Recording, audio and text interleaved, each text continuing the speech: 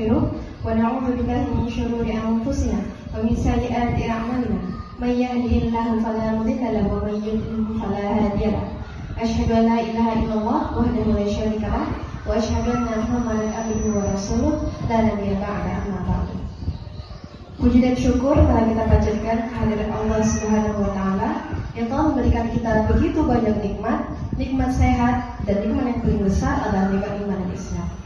Salawat beserta salam tak lupa pula kita hadirkan kepada Nabi kita tercinta, Nabi Muhammad SAW, dengan mengucapkan Allahumma shalli ala Sayyidina Muhammad wa ala ali Sayyidina Muhammad.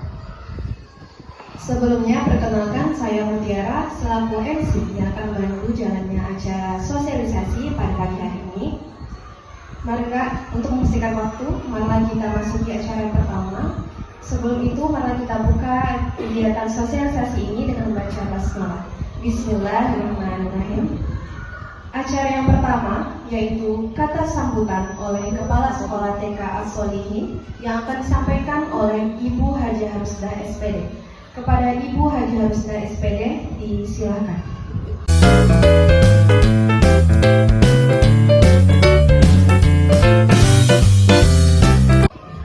Bismillahirrahmanirrahim. Assalamualaikum warahmatullahi wabarakatuh. Waalaikumsalam warahmatullahi wabarakatuh. Alhamdulillahirabbil alamin, wassalatu wassalamu ala asrofil anbiya wal mursalin wa ala alihi washabbihi ajmain. Amma ba'du. Puji syukur marilah kita ucapkan kehadirat Allah Subhanahu wa Ta'ala yang telah melimpahkan rahmat dan nikmatnya sehingga kita dapat terkumpul di TK As-Solihin ini dalam rangka acara sosialisasi guru penggerak yang disampaikan oleh Ibu Kasmiwati. Harapan kami bagi guru TK As-Solihin hendaknya dapat belajar dan memberi dengan materi yang disampaikan. Bagi orang tua wali murid mendukung program-program yang disampaikan oleh Ibu Guru Kasmiwati. Terima kasih saya ucapkan. Lebih dan kurang kami mohon dimaafkan. Assalamualaikum warahmatullahi wabarakatuh.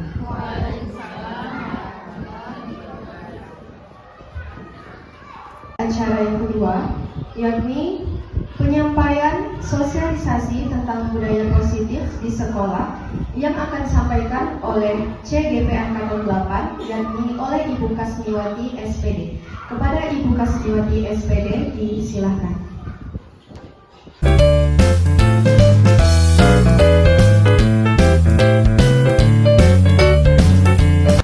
Bismillahirrahmanirrahim. Assalamualaikum warahmatullahi wabarakatuh. Waalaikumsalam warahmatullahi wabarakatuh. Alhamdulillahirabbil alamin. Wassalatu wassalamu ala asyrofil anbiya'i wal mursalin wa ala alihi wa sahbihi rasulillahi ajmain. Allahumma sholli ala sayyidina Muhammad wa ala ali sayyidina Muhammad. Yang kami hormati Ibu Kepala Sekolah yang telah hadir bersama-sama dengan kita pada kesempatan ini, yang kami hormati para majelis guru dan juga wali murid yang juga hadir pada kesempatan ini. Pertama sekali, marilah kita bersama senantiasa mengucapkan kalimat alhamdulillahirabbil alamin sebagai ungkapan rasa syukur kita kehadirat Allah Subhanahu wa Ta'ala, yang mana pada kesempatan yang berbahagia ini kita bersama masih mendapatkan nikmat sehat jasmani dan rohani, sehingga kita dapat melaksanakan aktivitas kita pada kesempatan ini. Selanjutnya, selawat dan salam mari pula kita kirimkan buat junjungan alam, yakni Nabi besar kita Muhammad Sallallahu Alaihi Wasallam dengan lafaz Allahumma sholli ala Sayyidina Muhammad wa ala ali Sayyidina Muhammad. Baiklah Bapak Ibu.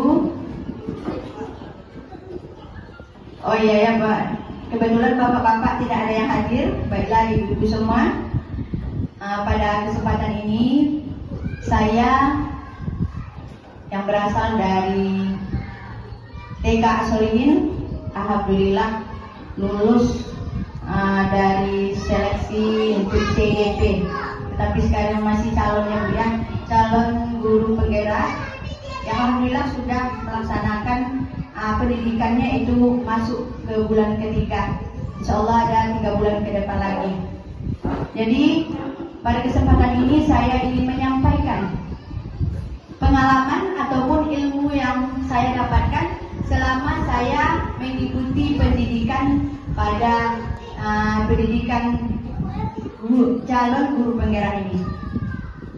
Nah, ibu-ibu yang berbahagia, para guru hebat juga, saya menyampaikan bahwasanya dalam pendidikan yang kami dapatkan ada yang namanya filosofi pendidikan, yaitu menurut Ki Hajar Dewantara, pendidikan itu adalah menuntun. Kita menuntun murid untuk menentukan kodrat dan juga potensi yang dimiliki anak, kodrat alam dan kodrat zaman. Dan juga kita sebagai pendidik adat ini adalah seperti petani. Kita yang menentukan apakah tanaman yang kita tanam itu ingin tumbuh subur atau bagaimana, kitalah yang menentukan sebagai guru. Dan juga kami juga sudah dibekali dengan dengan nilai dan peran guru penggerak. Nah, di sini ada nilai-nilai dan guru penggerak itu adalah yang pertama nilainya berpihak pada murid, yang kedua mandiri, yang ketiga reflektif, yang keempat kolaboratif seperti yang kita lakukan sekarang ini, kerjasama. Yang kelima itu adalah inovatif. Dan juga perannya adalah menjadi pemimpin pembelajaran, itu tugas kita. Yang kedua menjadi coach bagi guru lain. Yang ketiga mendorong kolaborasi. Yang keempat mewujudkan kepemimpinan murid. Dan juga yang kelima adalah menggerakkan komunitas praktis. Nah, kemarin juga kami telah berembuk untuk membuat visi perubahan di sekolah, yaitu dengan berkolaborasi antara semua guru. Apa itu visi? Visi itu adalah harapan. Bagaimana harapan yang kita mimpikan? Ingin seperti apa murid-murid kita? Kitalah sebagai guru yang menentukan. Jadi kita buat visi. Alhamdulillah sudah terwujud visi kemarin di sekolah TK As-Solihin, yaitu mewujudkan murid yang berakhlak mulia, mandiri, bernalar kritis, berkarakter sesuai dengan profil pelajar Pancasila. Nah, sekarang saya ingin menyampaikan lagi pembelajaran dari CGP, yaitu tentang budaya positif. Nah, ibu-ibu berbahagia, berbicara kita tentang budaya positif adalah perwujudan nilai-nilai atau keyakinan universal yang diterapkan di sekolah. Apa itu ya? Kebiasaan-kebiasaan baik. Nah, itu ya budaya positif yang harus kita terapkan. Kita masuk konsep inti budaya positif, yaitu yang pertama adalah perubahan paradigma belajar, disiplin positif, nilai-nilai kebajikan, kebutuhan dasar manusia, motivasi perilaku manusia, posisi kontrol guru, keyakinan kelas, dan segitiga restitusi. Nah, sekarang kita masuk ke pembelajaran dengan paradigma baru. Pembelajaran dengan paradigma baru merupakan pembelajaran yang dirancang berdasarkan pembelajaran berdiferensiasi, sehingga para peserta didik belajar sesuai dengan kebutuhannya berdasarkan perkembangan sesuai psikologi modern untuk mewujudkan profil Pancasila. Apa-apa saja profil Pancasila? Di sini juga kita harus mengetahui dan juga harus kita terapkan. Setiap pembelajaran itu adalah harus sesuai dengan profil Pancasila. Pembelajaran di sekolah ini harus sesuai dengan profil pelajar Pancasila. Profil pelajar Pancasila itu adalah yang pertama beriman, bertakwa kepada Tuhan Yang Maha Esa dan berakhlak mulia, yang pertama. Yang kedua berkebinekaan global, yang ketiga bergotong royong, dan yang keempat mandiri, yang kelima bernalar kritis, dan yang keenam adalah kreatif. Nah, itu dia profil pelajar Pancasila. Sekarang kita masuk ke disiplin positif. Disiplin positif itu berasal dari kata disiplin yang artinya belajar. Disiplin mengacu pada kata disiplin diri. Disiplin diri ini memiliki tanggung jawab terhadap apa yang dilakukan berdasarkan nilai-nilai yang kita yakini. Nah, disiplin positif ini merupakan salah satu cara penerapan disiplin yang bertujuan. Apa tujuannya? Adalah untuk menumbuhkan kesadaran serta memberdayakan peserta didik tanpa imbalan penghargaan atau reward, ancaman, dan hukuman. Nah, itu dia disiplin positif. Sebagai pendidik, tujuan kita adalah, kita sebagai guru, adalah menciptakan peserta didik yang memiliki disiplin diri sehingga mereka berperilaku mengacu kepada nilai-nilai kebajikan universal dan memiliki motivasi intrinsik dalam perubahan perilaku ke arah yang lebih baik. Nah, itu dia tujuan kita sebagai guru. Mengapa kita perlu menerapkan disiplin positif? Nah, di sini ada miskonsepsi tentang teori kontrol. Di sini ilusi guru mengontrol murid. Ilusi bahwa kritik membuat rasa bersalah itu mampu menguatkan karakter. Ilusi bahwa semua penguatan positif itu efektif dan bermanfaat. Dan yang keempat adalah ilusi bahwa orang dewasa berhak memaksa. Nah, itu dia. Tadi ada hukuman, konsekuensi, dan restitusi. Hukuman itu adalah yang dilakukan secara tiba-tiba, yang tidak terencana. Yang kedua, murid tidak tahu apa yang akan terjadi. Yang ketiga, bersifat satu arah. Yang keempat, berupa hukuman fisik. Contohnya kita kan ada menghukum anak. Jadi kita yang melakukan itu secara tiba-tiba tanpa terencana. Nah, itu intinya. Yang kedua adalah konsekuensi. Konsekuensi itu adalah terencana atau disepakati sesuai dengan peraturan. Murid tidak dibuat tidak nyaman. Yang ketiga adalah sikap guru selalu memonitor murid. Sekarang kita masuk ke restitusi. Apa itu restitusi? Restitusi itu adalah proses. Nah, ini dia, proses menciptakan kondisi bagi murid untuk memperbaiki kesalahannya. Nah, ini dia, butuh proses. Yang kedua adalah proses kolaboratif bersama kita menyelesaikannya, yang mengajarkan murid untuk mencari solusinya sendiri. Nah, itu dia ya, Ibu-ibu. Nah, mengubah paradigma stimulus respon ke pendekatan teori kontrol. Bagaimana caranya? Stimulus respon itu adalah realitas kebutuhan kita sama. Semua orang melihat hal yang sama. Kita mencoba mengubah agar orang berpandangan sama dengan kita. Perilaku buruk dilihat sebagai suatu kesalahan. Orang lain bisa mengontrol saya bisa mengontrol orang lain. Pemaksaan pada saya bukan bujukan gagal. Nah, model berpikirnya menang atau kalah. Teori kontrolnya gimana? Realitas atau kebutuhan kita berbeda. Setiap orang memiliki gambaran yang berbeda. Ada yang sama Bapak Ibu ya. Kita diciptakan oleh Allah memang dalam status yang berbeda-beda. Yang ketiga, kita berusaha memahami pandangan orang lain. Yang ketiga, semua perilaku kita ini mempunyai tujuan. Yang keempat, hanya kita sendiri yang bisa mengontrol diri kita. Orang lain tidak bisa, Ibu, maka kita sendiri yang bisa mengontrol. Yang kelima, kolaborasi dan konsekuensinya menciptakan pilihan-pilihan baru. Model pikirannya itu menang-menang. Kalah ini tidak ada. Menang-menang. Nah, tadi kita berbicara tentang nilai-nilai kebajikan. Nilai-nilai kebajikan itu apa-apa saja.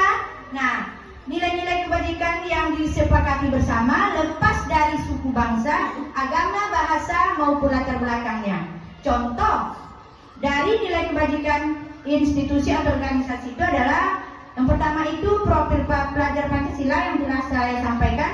Yang kedua toleransi, yaitu hormat, integritas, mandiri, menghargai, antusias, empati, keingintahuan, kreativitas, kerjasama, percaya diri, dan komitmen. Setelah itu keterampilan hidup. Keterampilan hidup ini dapat dipercaya, lurus, pendengar yang aktif, tidak merendahkan orang lain, dan memberikan yang terbaik bagi diri kita sendiri. Nah, itu dia contoh-contoh dari nilai kebaikan. Sekarang kita masuk keyakinan kelas. Keyakinan kelas. Mengapa keyakinan kelas ini butuh bagi murid ataupun bagi lingkup kelas? Kenapa? Nah, karena kita ini harus melaksanakannya agar keyakinan kelas itu bisa diterapkan, supaya pembelajaran itu bisa berjalan dengan baik. Apa perbedaan dari keyakinan dengan aturan? Biasanya kita pakai aturan kelas, ada aturannya 1, 2, 3, tidak boleh. Kalau sekarang selama kami belajar di pendidikan guru penggerak, kata tidak harus dihindari, tidak boleh ada kata tidak dalam keyakinan kelas. Namanya pun berbeda, keyakinan kelas. Apa perbedaannya? Keyakinan kelas itu dibuat atas kolaborasi antara guru dengan murid. Apa-apa saja yang ingin kita buat keyakinan kelas agar pembelajaran itu bisa efektif. Kalau peraturan itu dibuat sendiri, yang membuatnya guru. Tidak boleh datang terlambat, itulah salah satu contoh bahasanya. Tidak boleh buang sampah sembarangan. Kalau sekarang sudah diganti dengan keyakinan kelas.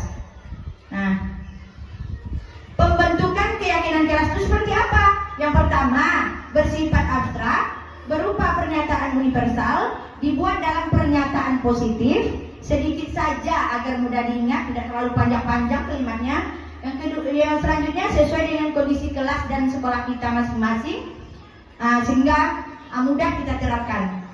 Selanjutnya, semua warga sekolah atau warga kelas itu dilibatkan. Nah, ini dia, dilibatkan dalam proses pembuatan keyakinan kelas tersebut. Nah, di sini ada saya contohkan karena kami sudah membuat keyakinan kelas di kelas masing-masing di TK ini. Kebetulan saya di lokal B2 sudah membuatnya. Itu yang pertama, berdoa sebelum dan sesudah belajar. Ini contohnya ya. Yang kedua, berkata jujur dan sopan. Yang ketiga, akur bersama teman. 4, mengembalikan peralatan dan mainan ke tempatnya. 5, makan pada waktu yang ditentukan. 6, menunggu jemputan. Nah, setelah kita rembukan bersama dengan murid, jadi awalnya sebelum pembelajaran dimulai, keyakinan ini dibaca dulu bersama-sama, disampaikan dulu bersama-sama. Anak-anak harus paham. Jadi nanti seandainya ada anak yang berkata tidak sopan, jadi kita sampaikan.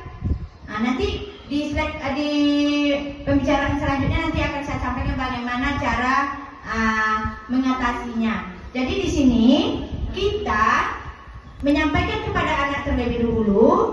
Setelah itu kita sepakati bersama. Itulah intinya keyakinan kelas yang telah kita buat. Kebutuhan dasar manusia. Apa saja kebutuhan dasar manusia? Kebutuhan dasar manusia itu adalah segala sesuatu yang kita lakukan untuk mendapatkan yang kita inginkan. Nah, karena ini kebutuhan yang Ibu ya berbicara tentang kebutuhan. Dan juga seluruh tindakan yang kita lakukan yang memiliki tujuan tertentu. Dan semua usaha terbaik yang kita lakukan adalah dalam rangka agar kebutuhan dasar kita terpenuhi dengan baik. Ini kita sudah pindah lagi ya dari keyakinan ke kebutuhan dasar manusia. Nah, ada 5 kebutuhan dasar manusia. Yang pertama adalah bertahan hidup. Apa itu bertahan hidup? Kita memenuhi kebutuhan hidup kita seperti makanan, pakaian, tempat tinggal, keamanan dan kesehatan. Yang kedua adalah kasih sayang dan rasa diterima. Di sini rasa diterima, dipedulikan, berbagi sama menjadi bagian dalam kelompok. Nah itu dia dalam termasuk yang kedua, itu ke dalam dasar manusia, kebutuhan dasar manusia yang kedua, kasih sayang dan rasa diterima. Yang ketiga apa? Yang ketiga adalah penguasaan. Penguasaan itu adalah harga diri, keinginan untuk dianggap, saya dianggap ini seperti apa. Yang kedua memimpin, berprestasi, diakui dan didengar. Seperti sekarang ini kita ingin didengar oleh audien. Nah, selanjutnya itu kebebasan. Kebebasan itu adalah kebutuhan kita itu adalah mandiri, memiliki pilihan, mencoba hal baru, dan mampu mengendalikan arah diri kita sendiri. Itu kebebasan. Kita bebas memilih apa yang harus kita pilih yang sesuai dengan keinginan kita sendiri. Setelah itu kesenangan. Kesenangan ini banyak, bermain, humor, tertawa, antusias, pokoknya yang membuat kita merasa senang. Nah, di sini ada motivasi perilaku manusia, motivasi intrinsik atau motivasi yang berasal dari diri kita sendiri. Apa gunanya? Di sini ada 3. Yang pertama untuk menghindari ketidaknyamanan atau hukuman. Selanjutnya untuk mendapatkan imbalan atau penghargaan dari orang lain. Yang ketiga adalah untuk menjadi orang yang mereka inginkan dan menghargai diri sendiri dengan nilai-nilai yang mereka percaya, yaitu nilai-nilai kebajikan yang telah kita sampaikan tadi. Sekarang kita masuk kepada 5 posisi kontrol guru. Di sini ada 5 posisi kontrol guru.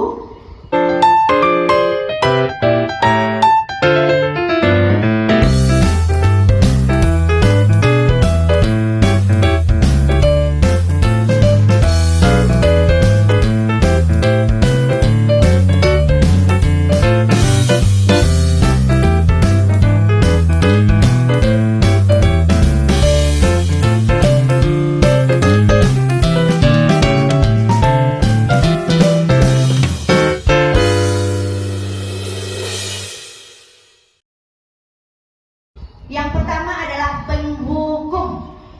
Yang kedua adalah pembuat rasa bersalah.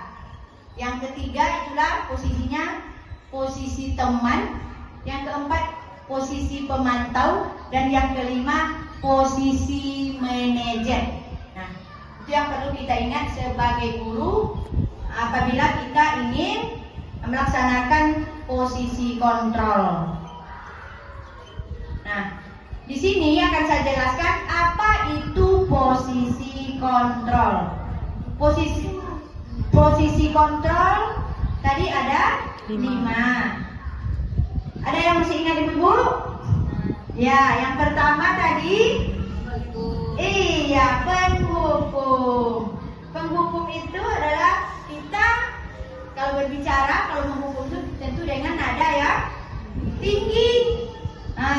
Nada dan yang tinggi seperti membentak, kalau menghukum, menghardik. Hukuman ini bisa juga bersifat fisik. Kadang kita ada yang mencubit anak. Nah, apa dampak dari posisi penghukum ini? Ini ada dampaknya, itu yang perlu kita ingat sebagai guru. Nah, yang pertama adalah murid akan menjadi pendendam. Ingat Bapak Ibu, itulah kalau kita menghukum murid, dampaknya sangat besar. Bahkan nanti sampai dia umur dewasa, sampai tua dia akan ingat apa yang kita laksanakan pada hari ini, terutama di pembelajaran dia yang masih usia dini. Jadi murid tidak lagi menyukai guru tersebut. Jadi kita nanti harus tahu. Misalkan ada murid yang tidak suka dengan kita harus introspeksi diri. Kenapa ya? Apakah saya pernah menghukum dia? Kita perlu juga kita refleksikan diri kita seperti itu. Dan juga tidak suka dengan mata pelajaran ataupun kegiatan-kegiatan yang kita berikan. Nah, itu dia dampaknya kepada murid. Jadi yang kedua lagi. Yang kedua adalah posisi pembuat merasa bersalah. Nah, ini suara kita cenderung lembut. Nih ya, suara kita cenderung melembut, tenang, namun kata-katanya menyalahkan murid. Nah, menyalahkan murid, memandang buruk tentang dirinya. Nah, kita merasa tidak berharga. Itu dia. Dampaknya, nah ini dia, murid merasa bersalah. Ini dinamakan identitas gagal. Murid itu merasa bersalah setelah kita melakukan posisi yang kedua ini, yaitu membuat rasa bersalah. Selanjutnya ada yang ketiga tadi, ada ibu-ibu yang masih ingat? Apa Bu? Alhamdulillah, konsentrasi ya. Terima kasih. Yang ketiga tadi adalah posisi teman. Nah, posisi teman ini adalah seorang guru itu akan ramah, bersikap ramah pada anak, cenderung bersenda gurau untuk menghangatkan suasana. Setelah itu murid itu akan merasa senang dan merasa bahwa gurunya akrab dengan dia. Nah, dampaknya murid akan bergantung pada satu orang, pada guru tersebut. Nah, ini adalah faktor ketergantungan. Murid jadinya tidak mandiri dan tidak bisa berpikir untuk dirinya sendiri. Nah, kalau posisi kita sebagai teman, ya Ibu ya. Yang keempat adalah posisi pemantau atau monitor. Nah, seperti apa? Ini dia. Seorang pemantau akan berusaha datar pembicaraannya ya Bu ya, tidak emosional, tidak bersenda gurau, ataupun tidak menggunakan suara tinggi. Ini intinya datar saja. Tercipta identitas yang positif atau berhasil, pemantau perlu senantiasa memantau pada saat murid diberikan sanksi, maka guru harus selalu mengawasi. Seorang pemantau melibatkan bahasa tubuh. Kita sebagai guru melibatkan anggota tubuh dan juga ekspresi wajah yang datar dan normal. Nah, itu dia. Selanjutnya itu posisi manajer. Itu yang kelima ya Bu ya. Yang kelima posisi manajer. Seorang manajer itu tidak emosi juga, sama dengan yang pemantau tadi, tidak terlalu ramah dan tidak bernada tinggi, netral saja. Tercipta identitas positif atau berhasil. Guru akan tulus mengajukan pertanyaan bermakna agar merubah kebutuhan murid atau perilaku murid. Di sini juga guru membimbing murid untuk memecahkan masalahnya secara mandiri, memiliki sikap disiplin positif, yaitu murid yang mandiri, bertanggung jawab dan dapat memecahkan permasalahannya. Nah, itu dia. Dampaknya apa? Dampaknya adalah murid menjadi mandiri, percaya diri, dapat menyelesaikan masalah, dapat belajar dari kesalahan, dan dapat mencari solusi untuk menyelesaikannya. Nah, ini dia. Dari kelima posisi kontrol tadi, yang harus dimiliki oleh seorang guru adalah posisi manajer. Kenapa? Dapat mengembangkan motivasi intrinsik bagi anak. Juga guru dapat menerapkan disiplin positif yang berpihak pada murid dan memerdekakan murid. Nah, itulah kenapa kita memilih posisi kontrol manajer. Nah, sekarang kita masuk ke segitiga restitusi. Nah, apa itu segitiga restitusi? Segitiga restitusi itu adalah suatu proses dialog. Nah, ini ingat, suatu proses dialog yang dijalankan oleh guru dan dapat menghasilkan murid yang mandiri dan bertanggung jawab. Nah, itu dia. Di sini ada tahap segitiga restitusi itu ada 3. Yang pertama, menstabilkan identitas. Yang kedua, validasi tindakan yang salah. Dan yang ketiga itu adalah menanyakan keyakinan. Nah, sekarang kita menanyakan keyakinan. Apa itu? Berdasarkan prinsip teori kontrol, bahwa pada dasarnya kita termotivasi secara intrinsik. Nah, apa keyakinan kelas kita? Nilai apa yang telah kita sepakati bersama? Nah, ini dia. Kalau misalkan anak kita membuat kesalahan, nah cara menyelesaikannya seperti ini.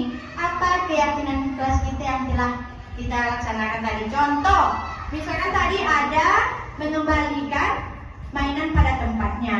Nah, apabila anak tidak mengembalikan mainan itu, kita tanya, apakah masih ingat nak tentang keyakinan kelas kita? Apa-apa tadi? Tadi dibilang mengembalikan mainan pada tempatnya. Nah, jadi anak itu akan ingat tentang keyakinan kelas yang sudah disepakati.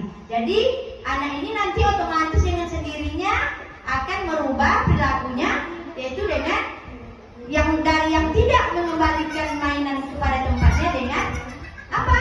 Dengan mengembalikan, karena dia sudah diingatkan oleh keyakinan kelas yang telah disepakati bersama. Itu dia intinya.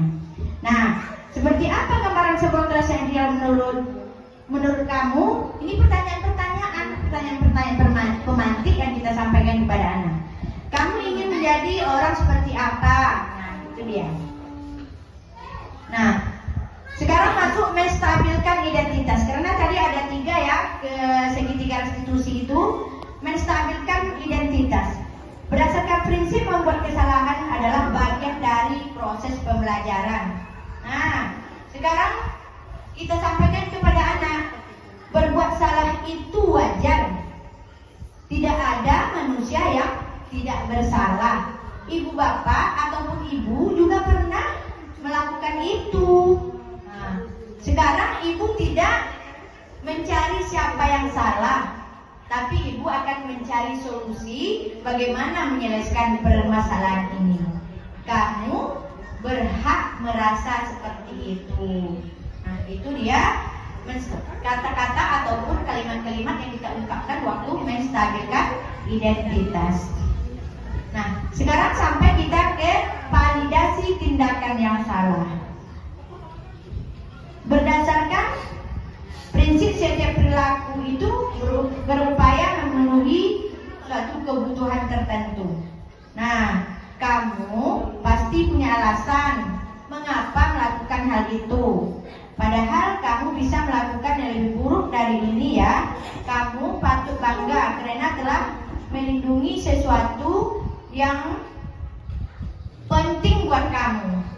Selanjutnya kamu melakukan karena mempertahankan sesuatu yang penting bagi kamu. Nah, inilah 3 dari 3 tindakan dari segitiga restitusi. Nah, jadi di sini tadi ada video kebetulan. Nah, ini adalah sebuah kasus anak sedang bermain dan ada anak yang sedang bermain bersama kawannya dan tiba-tiba kawannya melempar kepalanya dengan bola. Setelah itu yang anak perempuan ini langsung menarik tangan yang melemparnya dengan bola. Setelah itu kita selesaikan dengan cara segitiga restitusi. Bagaimana caranya? Kita menanyakan dulu apa permasalahannya. Dengan otomatis anak itu menjawab dari permasalahan yang telah dihadapinya.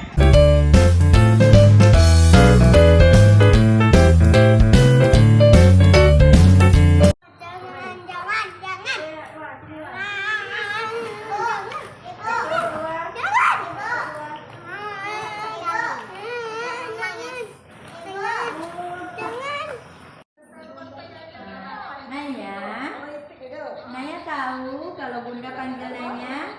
Kenapa sayang? Kenapa Bunda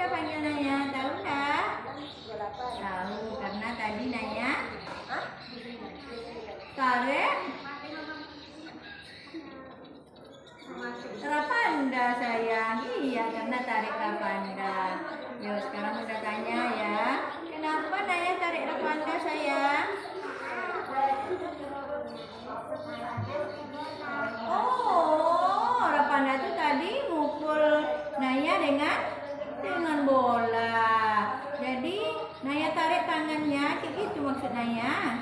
Oh iya nak. Sebenarnya ya nak ya, semua manusia ini ya nak ya, termasuk bunda pernah melakukan kesalahan. Nah sekarang bunda sampaikan ke Naya, mudah-mudahan itu tidak terulang lagi. Karena sesuai dengan keyakinan kelas kita, masih ingat Naya? Ya, kita harus akur. Iya, akur bersama kawan, termasuk dengan Rapanda. Jadi anak bunda Naya harus berkawan, harus saling apa nak? Saling apa sayang? Saling hormat menghormati, saling hargai menghargai sesama teman, termasuk juga dengan Rapanda. Nah, besok anak bunda Nanya harus saling kawan bersama ya Rapanda juga teman-teman yang lain juga karena kita ada sudah ada keyakinan kelas kita. Nah ya nak ya, di situ ada harus akur dengan kawan. Nah sekarang Rapanda Nanya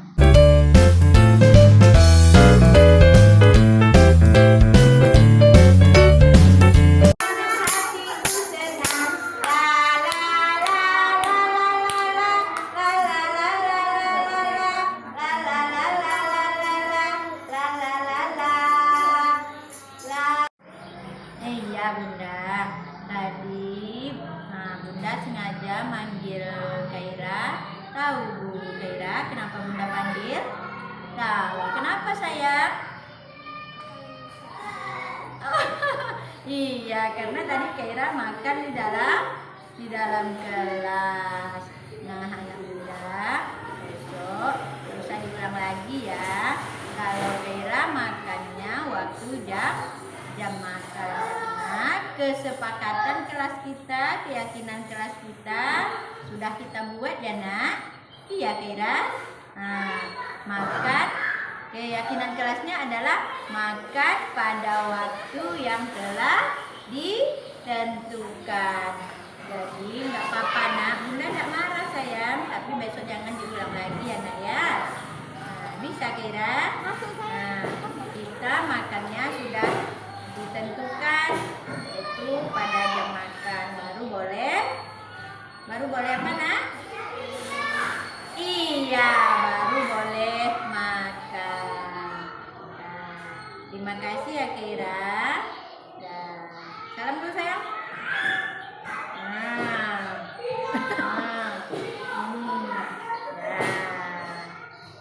Besok jangan diulang lagi ya. Terima kasih Kaira.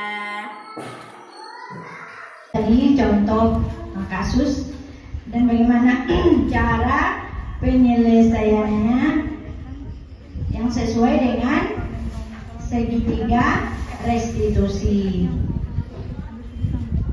Nah, pada kesempatan ini mungkin itu yang dapat kami sampaikan sebagai penutup. Dalam penerapan program disiplin positif ini, hendaknya guru kita semua memiliki standar kepribadian profesional dan sosial yang baik, di mana guru mampu merefleksi diri dalam posisi kontrol saat ini, dan bagaimana pelajaran diri kita ini sebagai among atau manajer yang menuntut murid-murid menjadi insan yang mandiri, merdeka dan bertanggung jawab sesuai dengan profil pelajar Pancasila. Nah, mungkin itu yang dapat kami sampaikan. Lebih dan kurang kami mohon maaf. Wabillahi taufik wal hidayah. Assalamualaikum warahmatullahi wabarakatuh. Waalaikumsalam warahmatullahi wabarakatuh.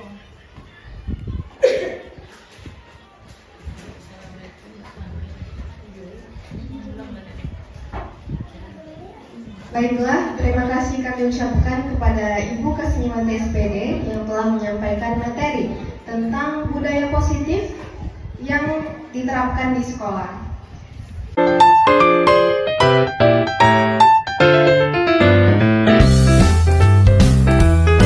Selanjutnya kita masuk kepada sesi diskusi dengan para peserta.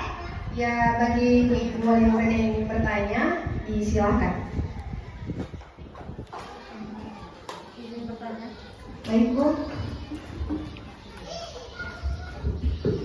Baik, perkenalkan saya Amfieda. Nah, tadi Ibu Kasniwati ada menjelaskan tentang 5 posisi kontrol yang dapat dilakukan oleh guru di dalam kelas.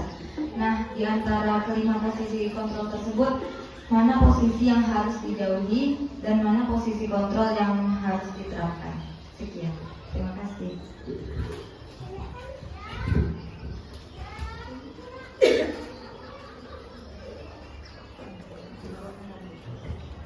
Baik, terima kasih kepada Ibu wali murid yang sudah bertanya. Kita buka 2 pertanyaan, baru 1 pertanyaan. 1 lagi bagi Ibu wali murid yang ingin bertanya. Baik, Bu.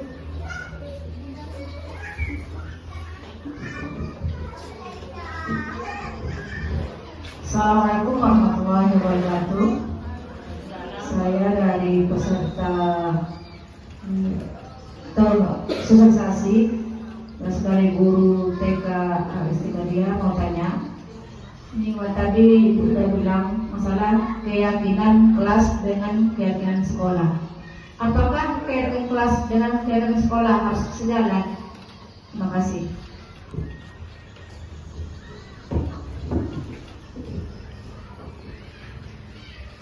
Baik, terima kasih kepada yang sudah bertanya.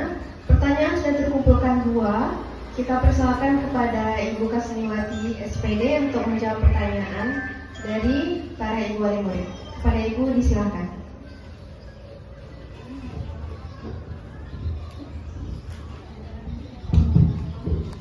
Terima kasih kepada ibu guru semua atas pertanyaan yang telah disampaikan kepada kami. Yang pertama tadi adalah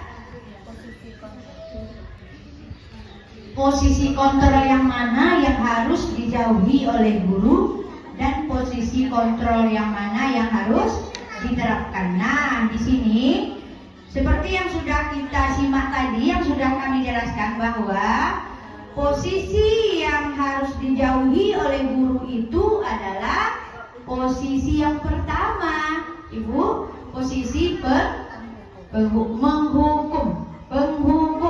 Jadi itu harus kita hindarkan. Kenapa? Karena dampaknya itu sangat besar sekali. Nanti sampai dewasa anak itu akan ingat dengan apa yang kita lakukan kepada anak. Jadi itu adalah yang harus dihindari. Yang harus diterapkan seperti posisi yang mana? Yang posisi yang kelima, kita sebagai manajer, kita harus menyelesaikan permasalahan anak itu dengan berkolaborasi, dengan menanyakan kepada anak sesuai dengan segitiga restitusi. Nah, itu dia Ibu. Boleh bisa dipahami Bu? Alhamdulillah, terima kasih. Sekarang kami masuk ke pertanyaan kedua dari Ibu Ritati. Yang tadi yang pertama Ibu Alfi, yang kedua adalah Ibu Ritati. Nah, apakah keyakinan kelas yang disepakati itu maksudnya apakah keyakinan kelas yang sudah disepakati itu harus sesuai dengan keyakinan sekolah? Iya Bu Ritati, jawaban kami iya, harus sejalan. Karena kalau di kelas itu khusus untuk kelas kita masing-masing. Kalau keyakinan di sekolah itu adalah secara umum. Misalkan kita 3 kelas nih, sudah mencakup untuk ke 3 kelas yang kita buat kesepakatannya. Jadi mulai untuk guru juga untuk murid. Kalau di kelas cuma khusus untuk murid. Jadi nanti seperti yang kita sampaikan tadi, keyakinan kelas ditambah, digabung dari kelas yang 3 ini, jadi ditambah. Misalkan ada Yang pertamanya kita buat kalau keyakinan sekolah itu datang tepat waktu, itu dia keyakinan sekolah. Dan juga ada lagi yang terakhirnya itu menunggu jemputan. Itu harus kita masukkan karena kita belajar di TK. Jadi nanti anak akan terbiasa dengan keyakinan kelas yang ada di sekolah. Sebelum orang tuanya datang menjemput, dia tidak akan pulang. Nah, itu intinya. Makanya kita perlu menyatukan keyakinan kelas dengan keyakinan sekolah. Nah, mungkin itu dari kami. Bagaimana Ibu Ritati? Nah, terima kasih. Nah, mungkin itu jawaban kami atas dua pertanyaan yang telah disampaikan. Karena masih ada sisa waktu untuk sesi tanya jawab kali ini, kita buka kembali satu kesempatan untuk satu orang dari ibu-ibu atau para guru yang ingin bertanya.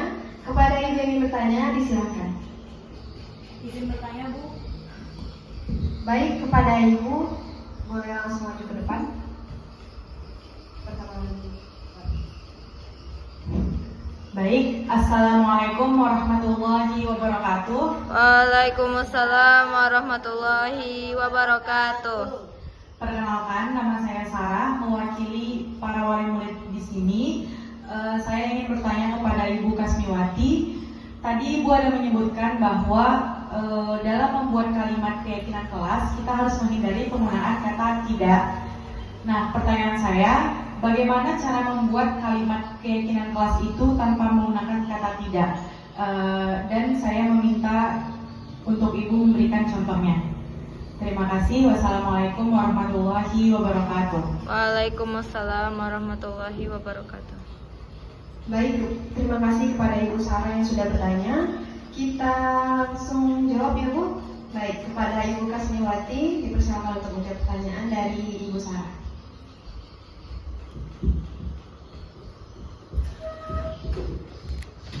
Terima kasih atas pertanyaan yang telah disampaikan oleh Ibu Sarah yang mewakili dari wali murid. Tadi Ibu bertanya bahwasanya bagaimana cara agar kata tidak dimasukkan ke dalam membuat kalimat keyakinan kelas. Nah, jadi apa pengganti kalimatnya itu maksudnya ya Ibu ya? Nah, di sini saya akan coba menjawab bahwasanya kata jangan atau tidak memang harus dihilangkan dalam membuat kalimat untuk kesepakatan kelas. Jadi kita harus mengganti dengan kalimat positif. Itu kan namanya kalimat negatif Ibu Sarah. Jadi itu harus dihindari. Yang harus kita buat itu menggunakan kalimat positif. Tadi Ibu juga minta contoh. Misalkan begini, di dalam kalimat negatifnya begini, tidak membuang sampah pada tempatnya. Nah, kalau kalimat positifnya kita mengganti dengan buanglah atau membuang sampah pada tempatnya. Nah, dan juga misalkan ada contoh lagi, tidak berbicara di dalam kelas. Biasanya kalau di aturan sebelum ada keyakinan ini memang kayak gitu Ibu Sarah, betul apa yang Ibu sampaikan itu. Yang Ibu tanyakan itu sangat bermakna sekali. Ya, kenapa saya katakan demikian? Karena dulu sebelum ada keyakinan kelas ini, itu ada namanya aturan kelas. Kita biasa pakai aturan kelas. Tapi aturan kelas ini seperti yang saya sampaikan tadi, itu dibuat sepihak oleh guru yang harus dipatuhi oleh murid. Tapi sekarang ini tidak berbeda dengan aturan keyakinan kelas itu adalah kesepakatan. Nah, jadi di sini contoh lagi, misalkan anak jangan makan waktu jam belajar. Jadi kalimatnya diganti, makan pada waktu yang telah ditentukan. Nah, seperti itu. Jadi misalkan ada lagi, jangan datang terlambat. Jadi kita ganti dengan menggunakan datang tepat waktu. Nah, seperti itu Ibu Sarah. Jadi keyakinan kelas itu memang harus menggunakan kalimat positif dengan menghindari kalimat negatif, yaitu dengan kata tidak atau atau jangan. Nah, itu menurut saya. Nah, terima kasih atas pertanyaannya dan itulah jawaban dari saya. Apakah Ibu Sarah bisa memahami atau bagaimana? Bisa dipahami dan dimengerti. Terima kasih. Saya akan serahkan lagi ke moderator.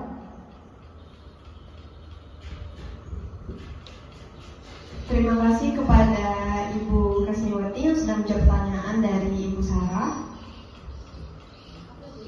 Baiklah, sebelum sesi tanya jawab ini ditutup, apakah dari ibu-ibu ada yang ingin menanggapi terkait pemaparan materi yang sudah disampaikan oleh Ibu Kasmiwati tadi? Baik, Bu. Silakan. Perkenalan dulu. Baik, nama saya Nabila Hibatullah. Saya perwakilan dari guru yang mengajar di TK As-Sohil ini. Sebelumnya terima kasih kepada Ibu Kasmiwati atas penyampaian materinya. Menurut saya, pembahasan mengenai budaya positif di sekolah ini yang dimulai dari pembahasan pembentukan keyakinan kelas hingga pembahasan mengenai posisi kontrol guru sangat bermanfaat bagi kami selaku guru yang mengajar di TK As-Sohil ini. Semoga apa yang telah Ibu sampaikan dapat kami aplikasikan dalam kegiatan mengajar di TK As-Sohil ini untuk kedepannya.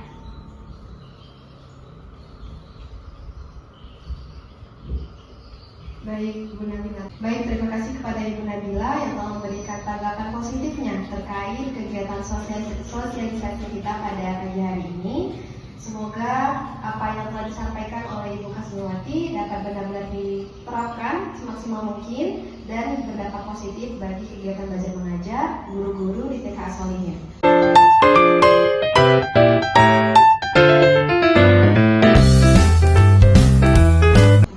Sebelum acara ini ditutup, saya akan memberikan sedikit rangkuman mengenai pemaparan panjang yang telah disampaikan oleh Ibu Kasmiwati tadi.